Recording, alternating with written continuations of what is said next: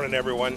I had a chance to brief the president on the travels that I returned from last evening, where I had traveled both to Riyadh and Ankara. Had a chance to talk with in Riyadh with the king, with the crown prince, with the foreign minister, all of the United States counterparts there.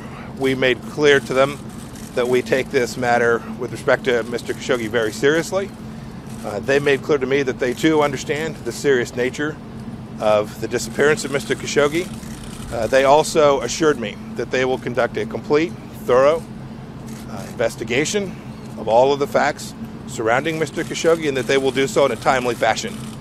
And that this report itself will be transparent for everyone to see, to ask questions about, and to inquire with respect to its thoroughness. And I told President Trump this morning that we ought to give them a few more days to complete that, so that we too have a complete understanding of the facts surrounding that, at which point we can make decisions about how or if the United States should respond to the incident surrounding Mr. Khashoggi. I think it's important for us all to remember, too, we have since 1932, a long strategic relationship with the Kingdom of Saudi Arabia. They continue to be an important counterterrorism partner. They have custody of the two holy sites. They are an important strategic alliance of the United States, and we need to be mindful of that as well. When I traveled and met with President Erdogan, he talked to me about the incident. He told me that they were conducting their own investigation. We had a chance to meet with some of the team involved with that. He assured me that they would share their results with the Saudis as well. So we do believe that between these two efforts, a complete picture will emerge for what actually transpired here. And we're working towards that. We're looking forward to that wrapping up quickly, and we expect that it will be done in that way. Mr. Secretary, why should Saudi Arabia be trusted to conduct a fair and impartial investigation when they're accused of the disappearance and apparent murder of Jamal Khashoggi? So we're all going to get to see the work product. We're all going to get to see the response that the Kingdom of Saudi Arabia takes for this. When we see that, we'll get a chance to determine, all of us will get a chance to make a determination with respect to the credibility and the work that went into that, whether it's truly accurate, fair, transparent in the very way that they made a personal commitment to me. And the Crown Prince also made a personal commitment to the President when he spoke to him, I believe it was night before last. Secretary, there are a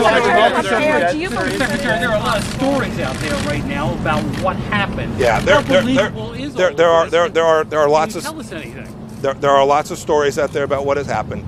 We just are going to allow the process to move forward, allow the facts to unfold, and as they unfold, as we make a determination for ourselves about what happened there based on the facts that are presented to us, the United States will determine what the appropriate response might be. Thank you all for your time today. Now, President Trump did caution against blaming Saudi Arabia for the disappearance of Khashoggi before an investigation is completed. Roll that tape. Hopefully it's working out. We'll find out. We'll get down to the bottom of it. I hope that the King and the Crown Prince didn't know about it. That's a big factor in my eyes, and I hope they haven't. Well, Secretary of State Mike Pompeo reports to the President about the situation later on this morning. Joining us now is General Jack Keane. General, this is all about retaining an ally to help contain Iran. That's what this is all about, isn't it?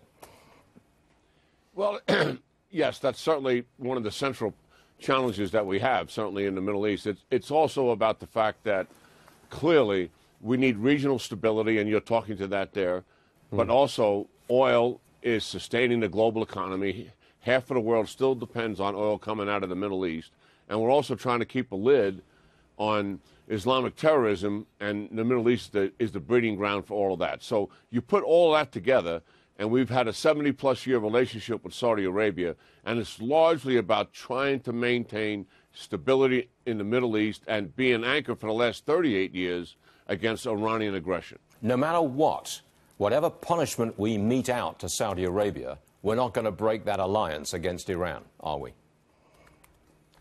No, and I don't think there's anybody is really calling for that, except very few congressional leaders will advertise that as a policy. It doesn't make any sense. Look, something horrific has happened here. It's going to set back the relationship for sure. I think, Stuart, it will actually change the relationship to a certain degree, because I believe our policymakers, when all is said and done and the facts are out there, will set some conditions for this relationship going forward that are different than what we have held them accountable to in the past. And by that I mean we're going to want this regime to be more transparent with us, to be more accountable to us, so we can trust them more than what has been happening.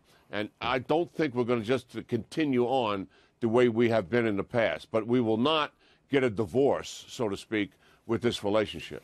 General, as a military man, I want to quote the president's tweet on the migrant caravan this morning. Just a few minutes ago, literally, this is what he had to say.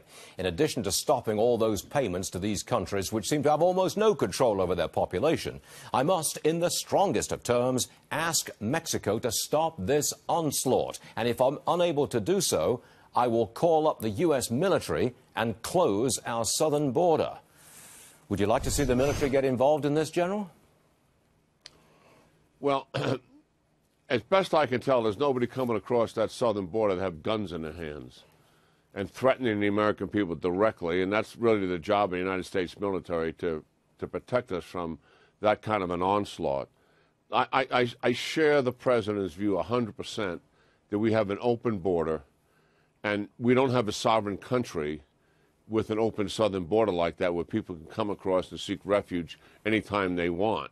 So, but what we really need is the Congress to pass laws that can support the Border Patrol and the customs agents and therefore enforce a border policy that makes some sense. It sounds almost like... I don't think... Well, it just sounds almost like... not desperation, that's the wrong word. But they're approaching. They will be at the border if they're not stopped. They'll be here in, what, 18 days? Election day. And that is a crisis.